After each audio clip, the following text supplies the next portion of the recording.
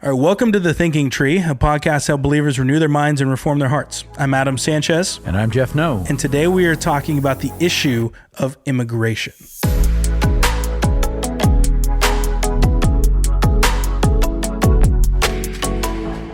Welcome back to The Thinking Tree. We've been taking on this series this season of the political nature of our life in America and the church.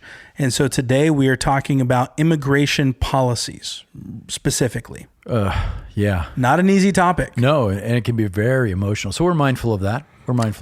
And our goal with that, to that end, is not to promote just one way of thinking about the issue, but really to think about the issue through a biblical lens, through a biblical worldview, understand some of the nuances of where we fit today in the U.S., and then to encourage some biblical thinking in response. Yeah. So we're not trying to be we're not trying to just say inflammatory statements. Right. But also, as we've said in recent episodes, taking the concept to its extremes and saying, what are the downstream issues that come about because both R and D, blue and red, have failed to handle this issue well in our country. And that's what we're reaping today. That's why it's such a divisive issue. There is no true solution, and there really hasn't been much effort to fix it. As much as has been in our media, there's not been much effort to address it. And it's not simple. We act like this is simple. It's not. It's very complex. Very.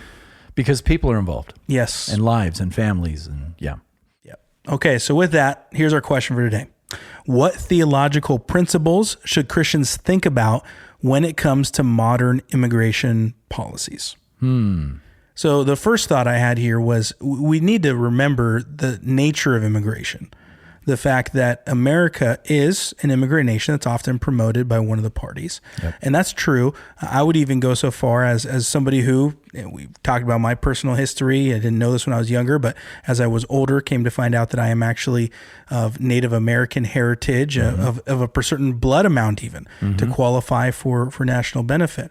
But with that, even Native Americans immigrated to the United States. So people, if we remember, going back to the creation account, the Garden of Eden is where the first people were. And from there, then they populated the rest of the world. And though there was, that little tiny event called the flood that affected everything as well. And then from there, the nations again spread throughout the world. So the world really is an immigrant world. Yes. It's not just the United States. Truly, the world is an immigrant world. Just there are the nature of certain communities that have existed more isolated around the world, and so they get more homogenous, and that is the nature of this world. Right. Yeah. People have always moved. They have, and they will always will, because there's something about that. The idea of expansion, of new territory, new land, exploration, all of that. Right. Or just searching for a place where I can better myself and my family. It's always going to happen. Yep. That's until one day it doesn't. Right. And then we should also say there are sometimes nefarious reasons for movements as well. That happens as well. Yeah, there are. Now, the nature of communities, I think this is an important topic when we're talking about immigration. The nature of communities, and we think about how societies exist. Societies exist when you have people bonded together towards a common goal. Right. You think about towns or cities, even farms and houses, like the house that we're in now, it has walls, and it separates you and I from what's outside these walls. And by nature of our proximity and our closeness and our friendship, we're going to protect each other against those things that happen outside. And then you just keep expanding that as you go from one household to 2 to 3, or one farm to 2 to 3 to 4, and you build your walls around a community for the welfare and for the benefit of your people. And that concept really is rooted in family. That's where it goes back to. Everything was family, and you had your family, and your family was its own unit, and families weren't these tiny things that we have today. If we go way back when, to polygamy and to multiple wives and the nature of multiple kids, these were large family units, dozens and hundreds even at times. And so it was for the good of the family, and that expanded on to be more towns, and you have extended families, and you're still seeking each other's good. And the nature of that is so interesting. We, as people, we have this fear of others, this fear of outsiders, partially because of the fall of man into sin, because there are, as you mentioned, nefarious things that happen. There are evil things that can happen. There are those who are on the outside who want what we have on the inside, and so they come to pillage and to steal. And that has been the nature of humanity since the beginning. Every archaeological site you go to, correct, it's walled cities, and evidence of battles and fire and stealing and pillaging and all of those things. And so we're not just making that commentary about America today. We're saying this is history. This is human history. And we're all a part of that narrative. The Bible bears it out, the nature of man. And this is one of the things that oftentimes Christians, in their thinking about policies, they don't take into consideration what the Bible tells them about the sin of man. And if you don't understand that man is born wicked and apart from redemption in Christ will continue to be wicked and be pagan, you're not going to understand the potential nefarious possibilities of people going into a new land to take advantage of that country or to commit crimes. Again, we're not making broad brush statements about all immigrants. We're just saying within a population of immigrants, there's always going to be a percentage that are there for the wrong reason. And that is historical. So it's not just a United States today issue. Correct. Now, when we look at today and modern immigration, it is such an interesting case study, even in our historical moment, because every nation around the world today practices immigration differently. Nations may share different borders and those things impact their nation. But if you were to look across even Europe, there are different standards for immigration and what somebody needs to do to be a citizen or to be part of a given society. There's a moving standard that each nation decides. For example, even if I wanted to move to New Zealand, I had a fascination with New Zealand when I was younger. You know this. You still do. I still love I love the landscape of the country and the fact that sheep outnumber humans 4-1. Wow. I think that is just really cool. And the rugby team. And then you have the rugby team, the All Blacks. So all that's fun. If I wanted to go there, though, to be a citizen there is insanely difficult. To be a citizen in New Zealand, the last time I checked, which was a while ago, to be fair, it was maybe 10 years ago or so. But you had to have a certain amount of money that you were willing to invest in their economy, which usually meant buying a house. You had to have a job that fit on their skill trade. If you didn't have a job that fit on their skill trade, you couldn't become a citizen. You come and visit, but you can only apply for a visa. So you have to have a certain amount of money and a certain job, a trade that you can contribute to their societal goals that they have in New Zealand. What a great standard, right? And then you have a certain amount of time where you have to fulfill those things and show that you're for the betterment of society before you actually gain your citizenship. That's in New Zealand. In New Zealand, Commonwealth nation from Great Britain and all that. But every nation has their own standards for entering in and being a citizen. And that idea even of a nation having its own standards, we see that even in the Bible. Citizenship is mentioned not just in the New Testament, for example, with the Philippians, but even in the Old Testament, the idea of being a citizen and a part of a nation was a concept that even the Bible explained, because nations provide for their own. Every nation is to provide for their own people. And you have nations that provide for their own to the exclusion of other nations. So when you have the nation of Tyre and Sidon, the nations of Tyre and Sidon, they're going to war because they have resources and they want somebody else's resources. I mean, this is the nature of... Wait. Are you saying like the king of Israel didn't send billions of shekels to the Ammonites? I mean, I didn't write the Bible as a thing. Like, I mean, common sense, right? Yes, exactly. You, as a nation, you build walls, you protect yourself. You are a community with shared values and ideals, and you don't want that disturbed by outsiders. And so you work for the benefit of your citizens, and you look for every citizen to contribute to the overall goal view of who we are as a people. And that's what's changed today. Right. That's the difference today in our modern understanding of immigration. There's a cultural expectation that wealthy nations take care of the poorer nations or make allowances so that all people can be cared for. And that is not just a U.S. issue. We see what's been going on in France for now about 30 years of their immigration policies, and they're reaping the consequences of that. When you look at various neighborhoods that have been overrun by certain people groups, so much so that their normal law and order, their French police are not even able to be within certain community borders, right? Because of being overrun by quote unquote outsiders, but who really aren't for the betterment of France. That's the thing. But are for their own vision, their own goal. And so the current expectation doesn't really fit that concept that even we see in critical race theory and whatnot, this equity promise of everyone should have equal opportunity. That feeds this issue of immigration, saying that everyone should have equal opportunity in the wealthiest of nations. They should be allowed to prosper and to gain, financial standing. Right. It's very interesting when you look at the pressure that puts on the wealthier nations like the U.S., the United States, the pressure that puts not just on the U.S. government, but the government's funded, we know, by its citizens. Right. The government is not funded by some other entity in terms of their income. Right. The government is funded by its citizens. It taxes its citizens, and so it's funded. So our government here in the United States is funded by our citizens. Right. So our citizens are expected to make sure that everyone in the world can prosper. That is the nature of today's understanding. It's insane. Whereas we were just talking about in ancient times, it was the nation pursues the ends of its own nation, pursues the betterment of its people, the people protected within its borders, pursues its own welfare like a family. And we would say, and now if I would draw this microcosm out of it, would anyone give up care for their family for someone who isn't their family? Right. We're going to start there. We're going to start and say, no, I'm going to take care of my family before I go and take care of somebody else. Not that I won't take care of them if I'm able to, but shouldn't I start with care for my own? Of course. But that's what's broken today. Right. And every government should only have one goal, and that is the betterment of their citizens, the ones contributing to that country. Yeah. Now, we should make a distinction here between government and individuals, right? Because you and I could have a heart for people in other countries. And there are charity organizations we can give to help people. That's wonderful.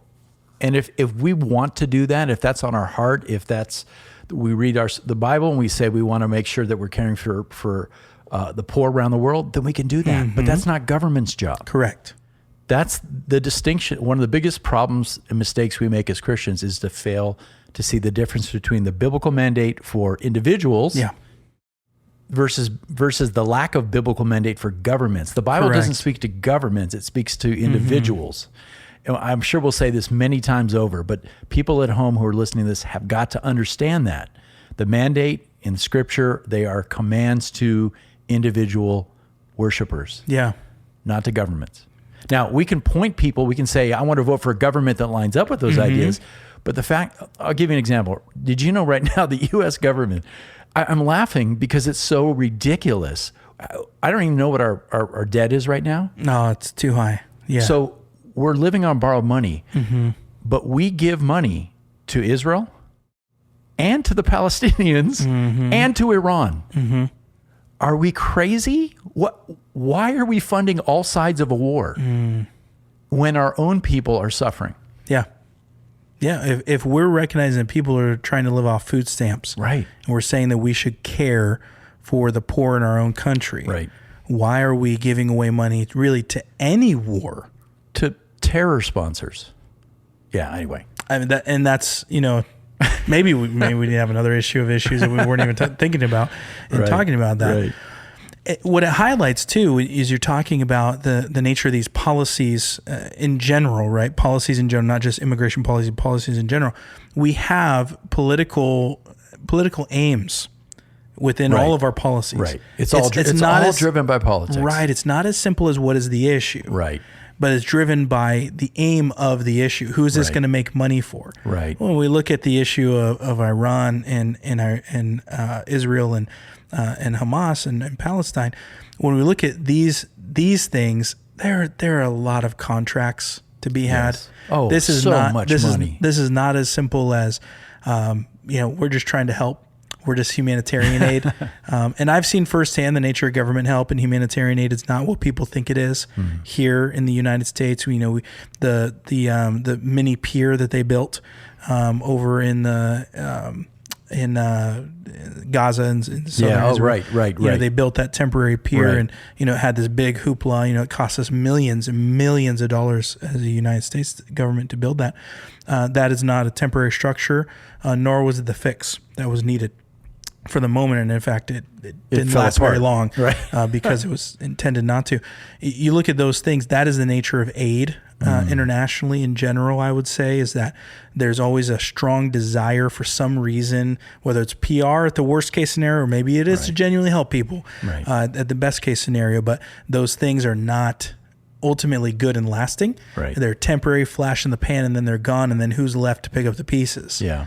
It's not those entities and those governments who wanted to help. So these political aims make things complicated. Yeah. And let's just talk about that. The political aims within our immigration policies here in the U.S. make this a complicated issue because we have those who are on the Democrat Party who are very for immigration in general. I know right now it seems to be just slightly turning because it's been people have been upset. It's election season. It's election season. People are upset because they're saying jobs are scarcer, and our money is going to fund people who cross the border illegally, and then we deal with the reality of these debit cards that are given, and money who's really given out in resources, and yes, that does, as you're noting, look bad when your government is supposed to be caring for its own people, and you're devoting more resources to those who are coming across the border without a legitimate process and pathway. Correct. So that creates a divide. So you have a Democratic Party on one side, Democrat Party on one side. You have the Republican Party on the other side saying build the wall. And you remember how divisive that was years ago. Build the wall was a huge thing. And the answer was never really build the wall, nor was the answer don't help anyone. Right. The answer is a little bit more nuanced in terms of what a government should do. But there are principles that a government can operate with. And when we look at how we can vote, there are principles. As you're noting, the wall is not an evil institution. A wall and a separation is good. It's good that my house has walls, and that it's not just free flowing. I'm able to sleep peacefully because of the watchman. We talked about the watchman. Truly, the watchman is the Lord on high. We know that.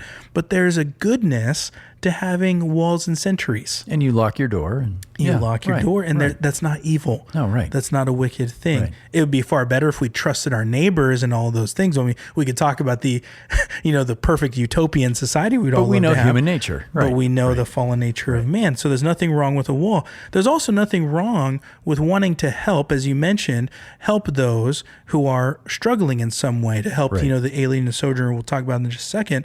But in principle, there's nothing wrong with wanting to help. But then there comes a question of whose responsibility is it to help? And is it the government's responsibility to care for the alien and sojourner? Or is it the personal responsibility of a human to care for and that's really where we're going to find some distinctions here. Yeah. And both parties are engaged in this because nobody wants to solve it because there's so much money being made on this. You have to understand, immigration is big business. There are NGOs, there are charity organizations that are making big money. Actually, it's funny. I saw a study recently. The people that make the most money in immigration are the drug cartels and human traffickers. Yeah, that's what. That is what's really happening. It's big business. And then you have people that want cheap labor. Yeah. And so there's all these dark motivations behind immigration. So as a Christian, we need to look at that and say, okay, your heart goes out to people that are struggling in their home country, that want to make their life better, that want to bring their family. Your heart breaks for them, that pulls on your heartstrings.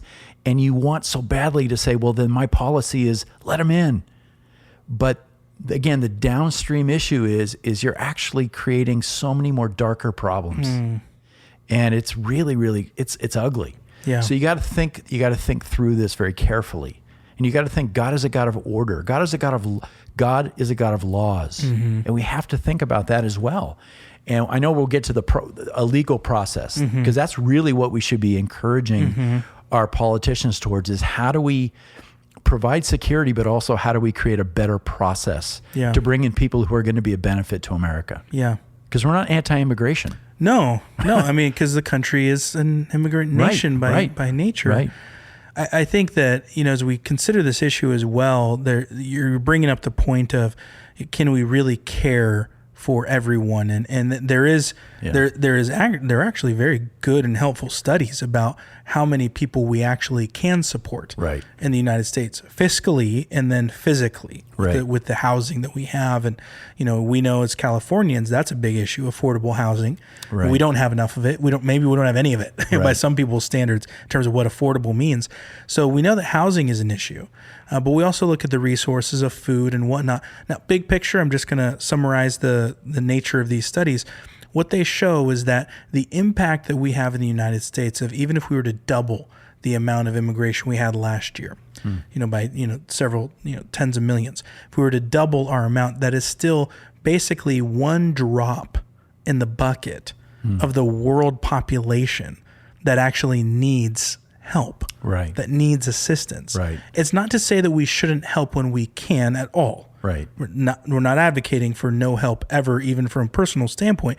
But when we look at this as a policy issue, is the policy really fixing the problem? No. The problem is not that we need to have a bigger open border and make more allowances and have a bigger economy and have more people and be able to support more. That is not the fix of the problem.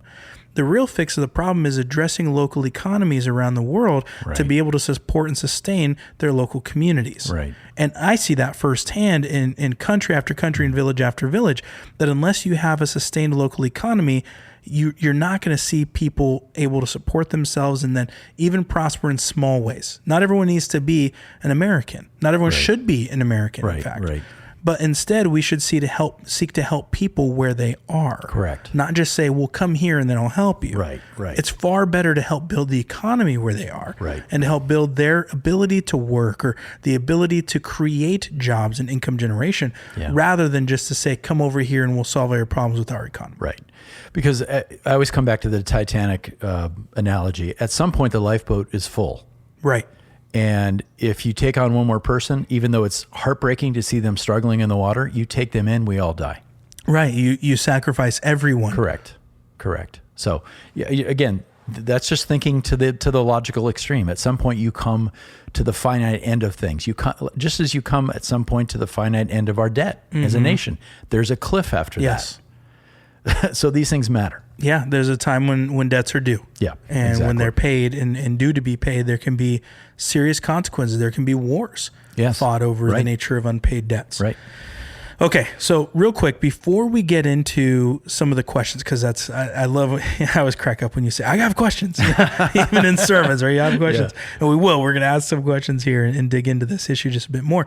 But before we do that, just to clarify, some in the Christian community, they confuse the issue of immigration with loving your neighbor. And so I just want to hit on that real quick, that this issue of loving your neighbor, it's true, that is a biblical command. We are to love the alien and the sojourner. We can even look at a passage here in just a minute to explain that. But one thing we need to make clear is, and you noted this earlier, but I just want to make it abundantly clear, that loving your neighbor is an imperative command for God's people. That is not an imperative command for governments.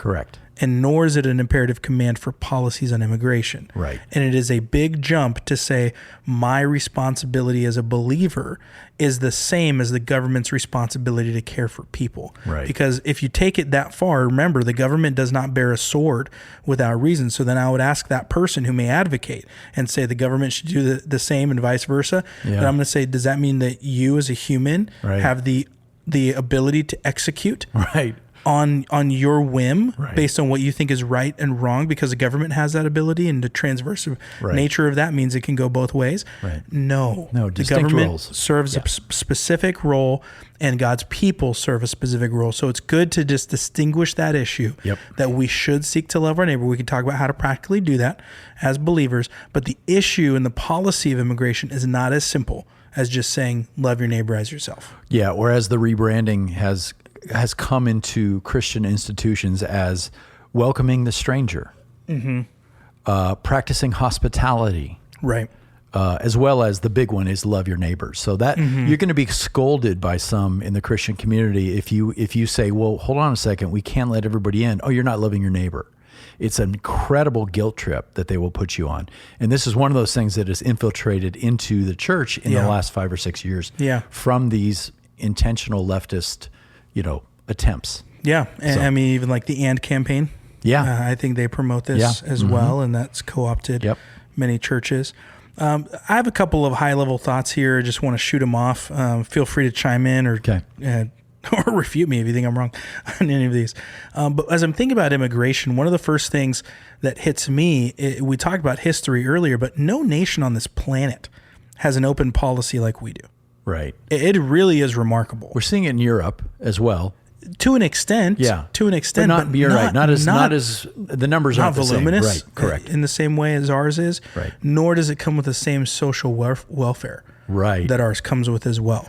Yeah. Even if we would, people have different opinions about social health care and other things, but in terms of the support that we are giving to those who come across our border, southern border specifically illegally, it really is a very unique time. Yes. In world history. And most other countries are very stringent because they don't want to take in people who are poor and unable to contribute to their society. So they set up refugee camps. Yeah. And that's what I see internationally is refugee camps. Even in poor nations, they set up refugee camps, but wealthy nations do that too. The United States is not really known for doing that. Right. Not in modern history anyways, for setting that up.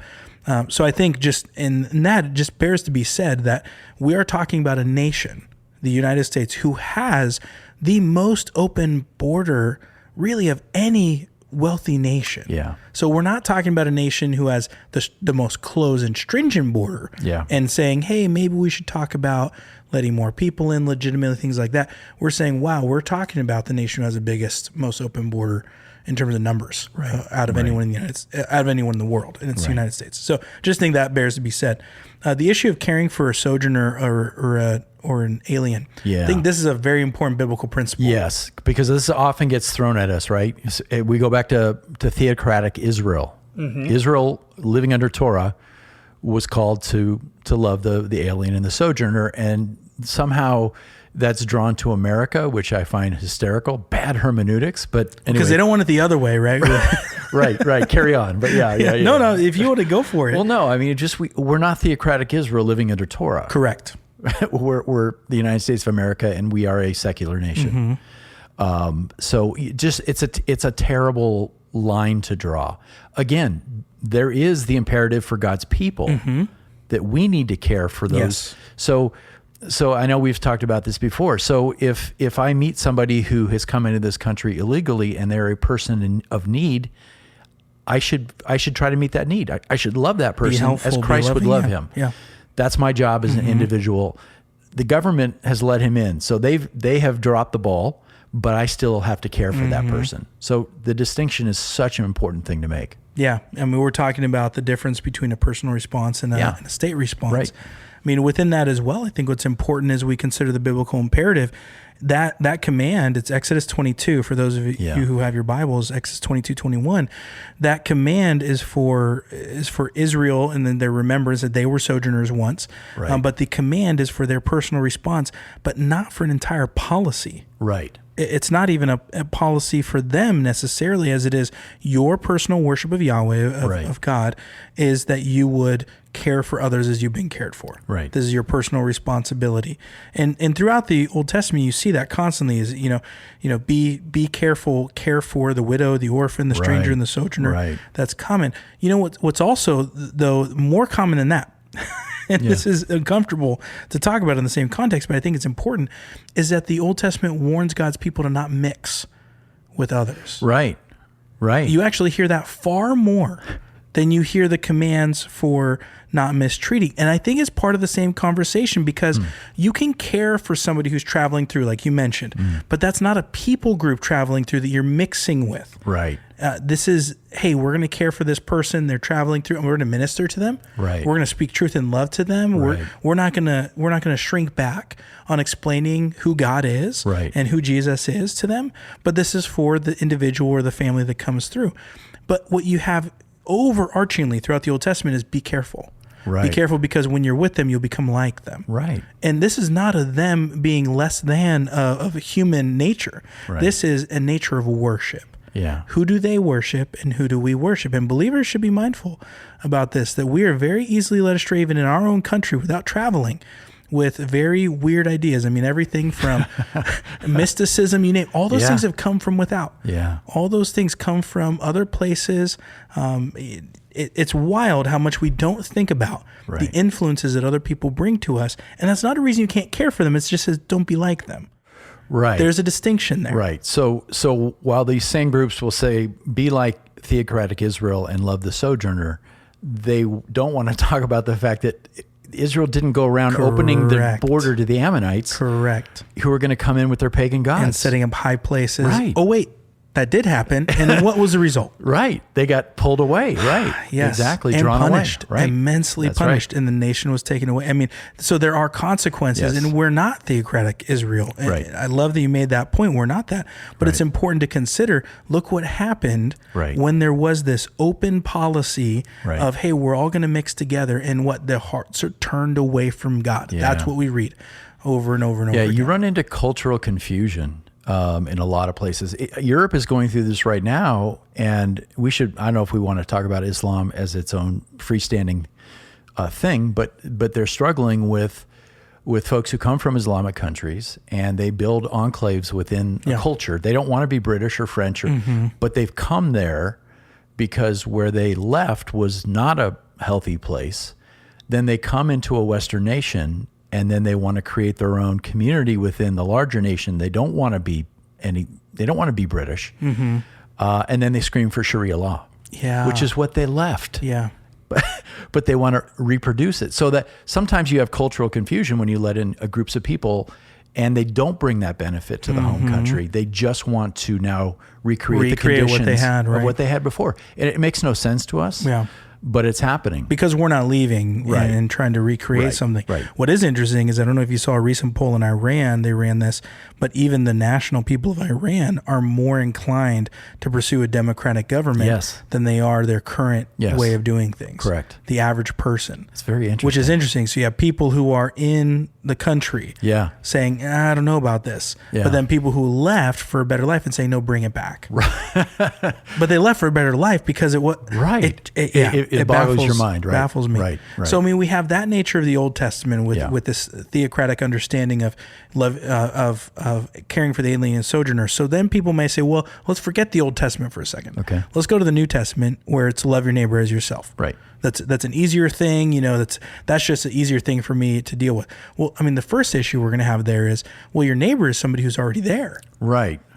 Not somebody who is an alien and a sojourner. Right. Correct. So already right off the bat, that's misapplied. Not that you can't find a principle that can be the same when you're caring for somebody who's traveling through, but that's not a direct one-for-one. Yeah. The other one in the Old Testament is actually more clear than this one is in terms of loving your neighbor. There's a lot of people in your community that you can love now. That's the thing. Vulnerable people, single moms, widows, orphans. Yeah. Go down the list, people that need help. Mm-hmm.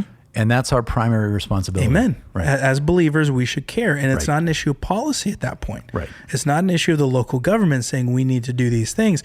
It's actually an issue for God's people to say we should be about caring for the widow and the orphan, that we do care for those in need. And the church really should be that first line of not the state. Of care. Yeah. It shouldn't be the state. Right. It really should be the church. And we need to weigh our responsibilities, right? In our response to illegal immigration, so that we don't just say, well, we just hate the idea of it, and we hate those who come across. It's like, that's not the believer's response. You can say, I think it's a huge error of our government to not care for our own. Right. You can confidently state that. Right. But as a believer, then you need to say, well, but if God has people in my community, people who are my neighbor, then I should, how can I help? How can I love? How can I extend the generosity of Christ to those who are here? I can still disagree with the policy. Yeah. And then I can still say I'm responsible for loving those who are in my community. Right. Yeah. Yeah. And we can call our government to do what it should be doing, which is to provide safety and security for its citizens. Yeah. Because again, there are what breaks my heart is when I hear about a crime that was committed by somebody that shouldn't have been here in the first place, and a life was taken. And it's a very simple solution. Would have been a very simple solution. Right. That's, if our government intentionally allowed that person to come into our country, turned a blind eye to it, and then a citizen's life was taken, that's borderline treasonous behavior on the part of our government. It is betraying the people. Yeah.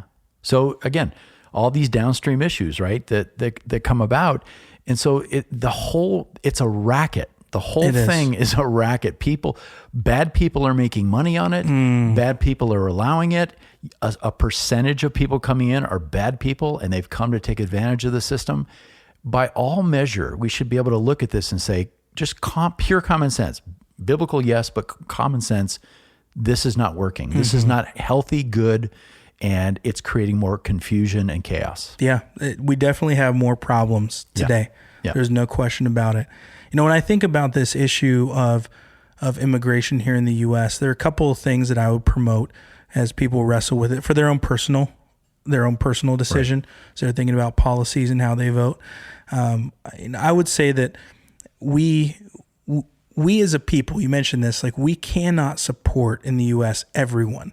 Right. And I know this. I work for Children's Hunger Fund. I get to travel around the world and see how great the needs are. They're so great.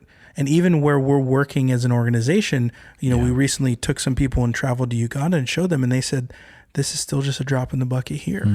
I mean, they recognized, and they weren't discouraged. They just recognized how great the needs are. It's giant. It is so big. We can't even fathom how great the needs are.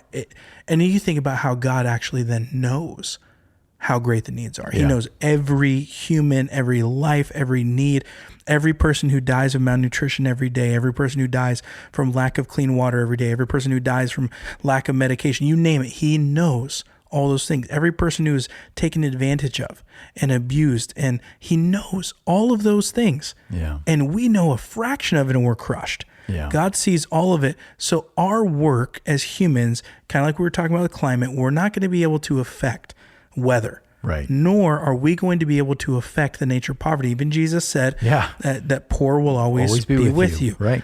But he did say, blessed are the poor in spirit. Not blessed are the poor just period. But blessed are the poor in spirit, who recognize their own need, their own depravity, their own nature of dependency upon God. And that's a grace. But then the poor practically will always be with us. I think it's important for us to remember as Americans, we can't solve the issue of poverty, and we can't use that either as a crutch to say we support any immigration because we just want to meet the needs of all people. The second thing I would encourage is this, right out of 2 Thessalonians 3, and this is a principle that Paul used.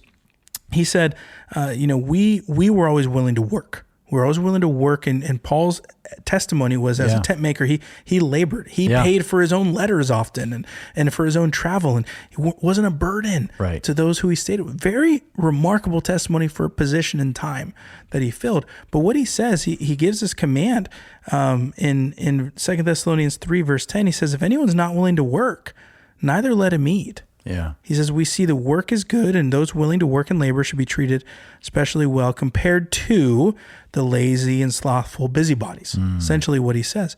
That is a good principle. Yeah. And I see that internationally when we're dealing with very poor economies, that there's a difference between those who are unable to work, whether that's through physical disability, a child who's 8 years old is not going to be able to go and to work. And so there's a nature of support and care for those unable. But then there's those who are able and choose not to. Yeah. There are those men who choose to get drunk every day, who choose to do things that they should not be doing, and they're not willing to work. There's a very big difference. And even our international pastors see that. They see the distinction between those who are unable versus those who are able but unwilling. Yeah. And so we should have that in our minds as we think about immigration policies that we would promote, the ones that we would vote for potentially. We should pursue really a biblical mind about these things, of encouraging those who are going to contribute to the general welfare of society, those who are going to seek the good of their neighbor as well, and not just seek to take, but seek to give as well. Those are the things we should think about when we're considering immigration policies. Yeah, agreed. Yeah, and as I said earlier, we have got to just improve the legal process.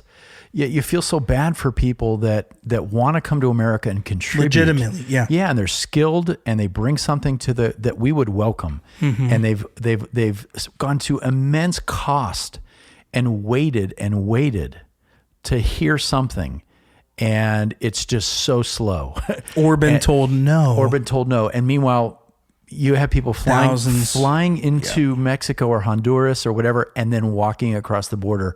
And these poor people are like, what do I have to do? So we've got to improve that process, make it more efficient. We've got to vet people well. We've got to vote for policies that say we want to vet people and we want to bring in those who benefit our country, that want to be a part of this place that we love. And are going to come and are going to be a contributing factor. It doesn't matter. I don't care what color you are. I don't care. I don't care any of it. If you want to come and be an American and you can still be from where you're from, that's wonderful. But you want to contribute here, those are the people we want. Yeah. But you've got to make the process better. And then when somebody becomes a threat or commits a crime, you're quick to deport. Because again, you're harming your citizenry. The principles are so simple. Yeah. If we can just get past the politics. Let their starting nation now take care of them if they... But can I just say then, going back to the church and this infiltration of things, if you hear a church leader frame this whole thing about immigration with these cherry-picked biblical phrases, and they have not thought through any of these things, challenge them on that. Yeah. Ask the questions like, look, I want to respect you. You're my pastor, you're an elder, whatever, but you're using this phrase, love your neighbor or welcome the stranger. Okay. Have you thought this all the way through? Well, I mean, what exactly are you asking us to do here? Right. Catchphrase Christianity is frustrating. Ask hard questions. Right. Where's this going? What are you really calling me to do as my church leader? So just don't be naive to it. Yeah. No, that's a good encouragement. What's interesting about this whole debate, even of immigration policies, I have many friends who are not born here, not born in the United States, born in other countries, and they immigrated legally and through an arduous process, very difficultly. And the funny thing is, they went through that, and they would advocate for nothing different in terms of going a legitimate route. Right. They think that it's good, right, healthy, and helpful.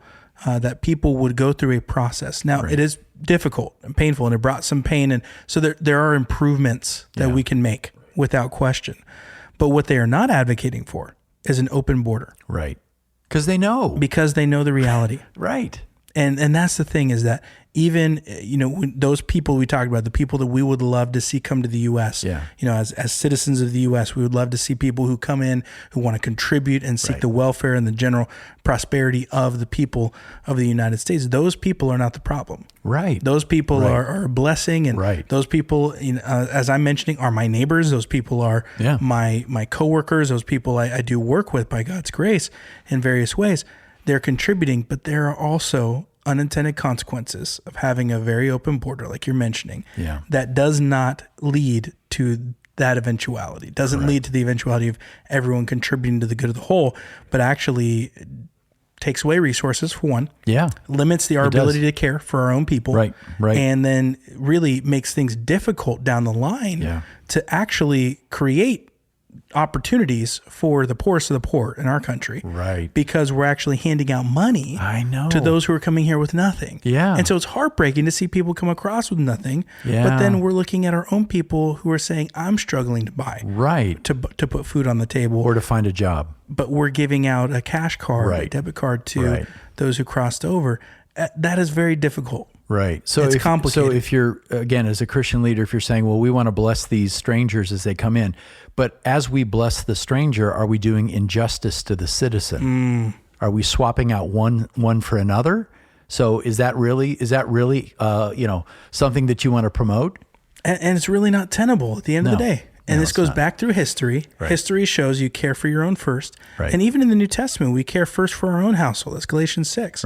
Then we can care for others who are outside. That's right. And so this is a consistent principle from God's word, that it is not an evil thing to want a border. And so for Christians who are listening to this, it is not evil to want a border, but let's make sure that our desire for a border is not just self-serving. Right. That's true. That it's not just so that I can benefit. That yes, our nation should benefit, and we are part of that nation.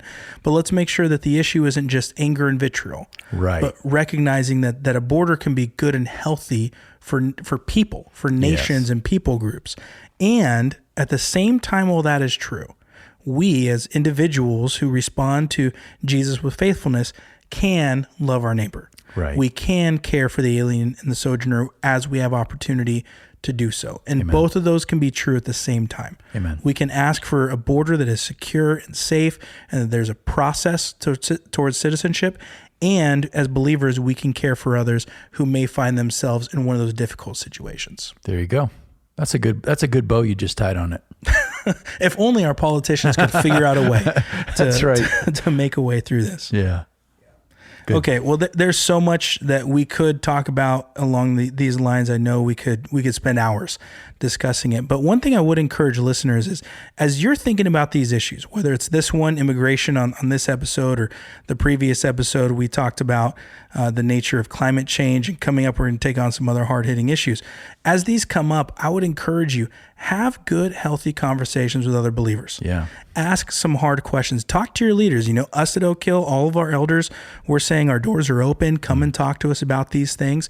But I would encourage you, wrestle with these things so you can be a light in the circles that God has placed you in. Amen. That you would not be somebody who just is angry and turning others off, or you're just silent and not saying anything, but that you would actually bring light and hope and truth. And even as you ask those questions, like Jeff says, I got questions. As you're that person who says, I got questions, when somebody promotes a policy that may not be in alignment with God's word, that you might ask questions that help other people think. Yes. And help them reason through the issue as well in a way that is very non-confrontational, because it doesn't need to be. Right. It doesn't need to be a fight.